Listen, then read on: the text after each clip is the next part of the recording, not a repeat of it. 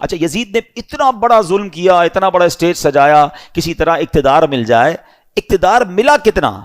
یزید جو ہے اقتدار میں 3 برس 6 ماہ رہ سکا، بس 3.5 سال اسے اقتدار ملا، اور پھر اس کو کس طرح 39 سال کی عمر میں مر گیا، 39 ایئرس کی ایج میں. کیا عمر ہوتی ہے یہ؟ لیکن بڑی بری عادتیں تھیں، شراب کا عادی تھا، بدکاری کا عادی تھا. ایک رومی لڑکی سے اس کو عشق ہو گیا.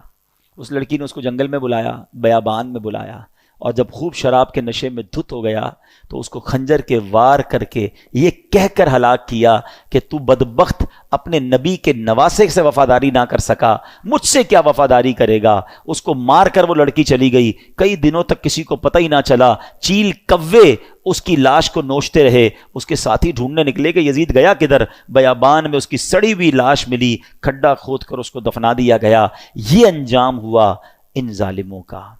ایک یزید کے بعد سب سے بڑا جو یوں سمجھیے کہ کوفہ کا جو گورنر تھا نا، وہ بڑا مجرم تھا. اس کا نام تھا ابن زیاد.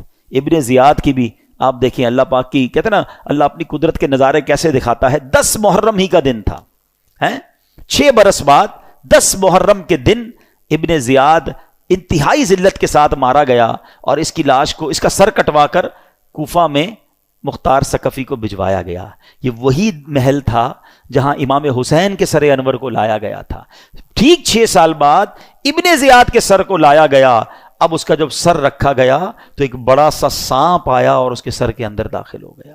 پورے محل کے لوگ ڈر گئے، کبھی آنکھوں میں جاتا، کبھی ناک میں جاتا. تو میرے پیارے اسلامی بھائیوں، یہ واقعات ان یزیدیوں کا انجام ہمیں بتاتا ہے کہ ظلم جو ہے نا وہ زیادہ دیر نہیں چلتا ہے.